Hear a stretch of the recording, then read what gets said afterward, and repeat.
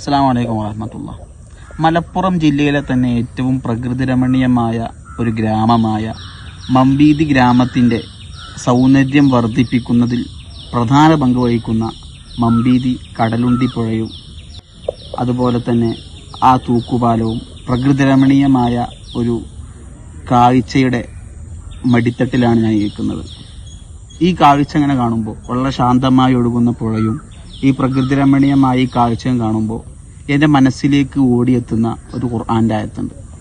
തജ്രി മിൻ തഹ്തിഹൽ അൻഹാർ. വിശുദ്ധ ഖുർആനിൽ 30-ലധികം പ്രാവശ്യം സ്വർഗത്തെ വിശേഷിപ്പിക്കുമ്പോൾ അല്ലാഹു സുബ്ഹാനഹു വ തആല പലയിടങ്ങളിലും ഖുർആനിൻ്റെ അങ്ങോളം ഇങ്ങോളം പരാമർശിക്കപ്പെട്ടിട്ടുള്ള ഒരു ആയത്താണ് തജ്രി മിൻ തഹ്തിഹൽ അൻഹാർ. അടിവാരങ്ങളിലൂടെ അരുവികൾ ഒഴുകുന്ന, അടിവാരങ്ങളിലൂടെ നദികൾ ഒഴുകുന്ന സ്വർഗമെന്നാണ് ഖുർആൻ സ്വർഗത്തെ പറ്റി പറഞ്ഞത്. നമുക്ക് കൃത്യമായിട്ടും നമുക്ക് അതിനെ കണക്ട് ചെയ്യാൻ സാധിക്കുന്ന ഈ ഭൗതിക ലോകത്ത്, ഈ പ്രപഞ്ചത്തിൽ ജീവിക്കുമ്പോൾ സ്വർഗത്തെ നമുക്ക് നമ്മുടെ കണ്ണുകൊണ്ടോ നമ്മുടെ ചിന്ത കൊണ്ടോ ഒന്നും എത്തിപ്പിടിക്കാൻ സാധിക്കുന്നില്ല. അതിനേക്കാൾ അപ്പുറത്താണ് സ്വർഗമെങ്കിലും നമുക്ക് കണക്ട് ചെയ്യാൻ പറ്റുന്ന ഒരു ഉദാഹരണത്തിലൂടെയാണ് അള്ളാഹു സ്വർഗത്തെ വിശേഷിപ്പിച്ചത്. തജ്രി മിൻ തഹ്തിഹൽ അൻഹാർ.